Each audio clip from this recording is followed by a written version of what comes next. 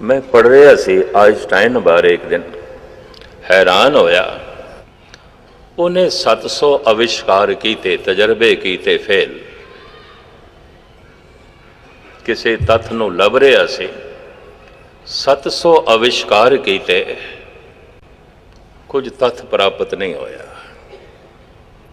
जिहड़े शागिर्द उस दे नाल काम करते सन, उन्होंने कहा हुण छड्डो इसनूं। 700 दफा गलत हो गए, फिर भी गलतियां करी जाने। असी 700 गलतियां करके मंजिल तो दूर चले गए। पता है आइंस्टाइन की हिम्मत ते हौसला ते उमंग ते तरंग देखो। कहने लगा सी मंजिल दे नेड़े चले गए, कम से कम 700 गलतियां ते नहीं ना करांगे। उम्मीद है गल पकड़ते चाहिए। कहता सी मंजिल दे नेड़े चला गया, ए जड़ियां 700 गलतियां कीतियां ने ते नहीं ना करांगे, इन्हां तो ते बच गए। 700 आविष्कार करके शागिर्द निराश हो गए ने भी कुछ तत्थ नहीं लभ्या। पर जो आविष्कार कर रहा है उसका हौसला इतना है, कम से कम 700 गलतियां तो हुण मैं नहीं ना करांगा, इन्हां तो मैं बच गया। असी मंजिल के नेड़े जा रहे हैं, नेड़े जा रहे हैं, तत्थ लभ है, हौसला नहीं हारिया उसने।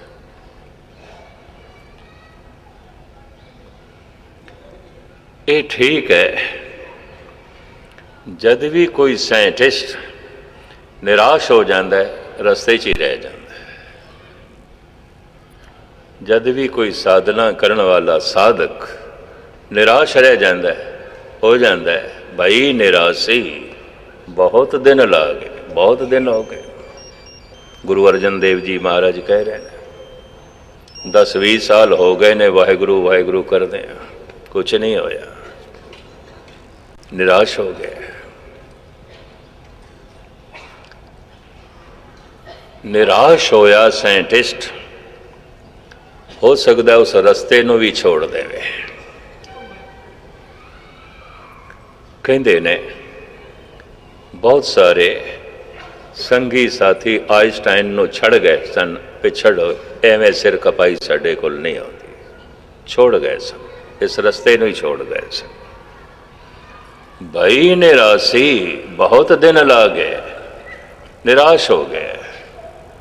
कितने थां ते सतसंग दे च गया, कितने डेरियां दे च भटकिया, कितनी मुद्दत दा अमृत वेले उठ रहा है, जप कर रहा है, पल्ले कुछ नहीं पिया।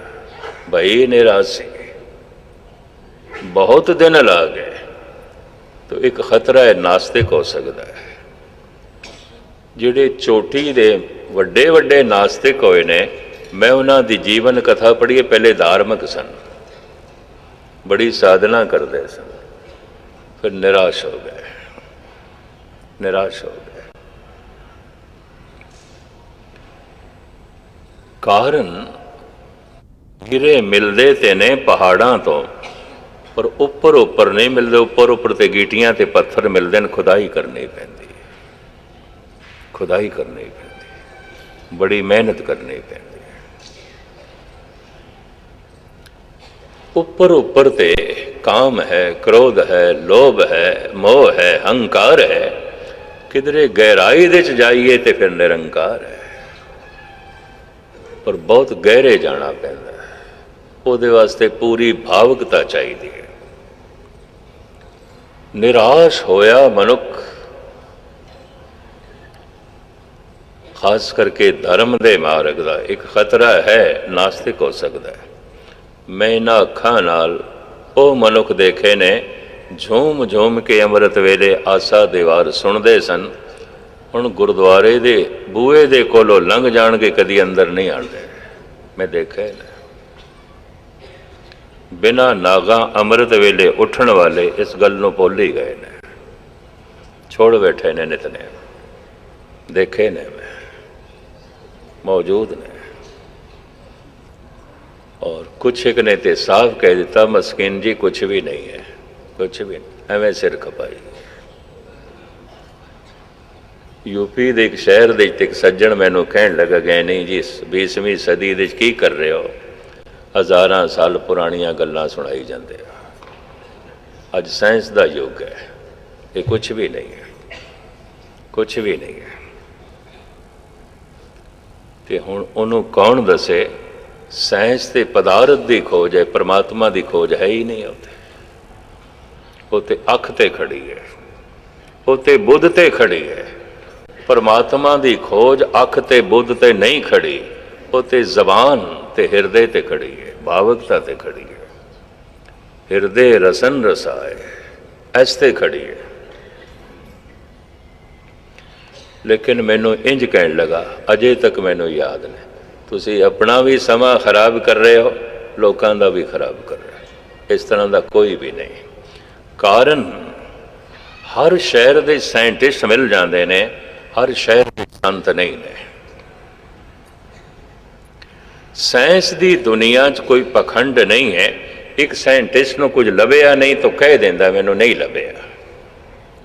ਪਰ ਧਰਮ ਦੀ ਦੁਨੀਆ 'ਚ ਬੜਾ ਪਖੰਡ ਹੈ, ਪਤਾ ਤੇ ਕੱਖ ਵੀ ਕੋਈ ਨਹੀਂ, ਕਹਿੰਦਾ ਮੈਂ ਸੰਤ ਸੰਤ।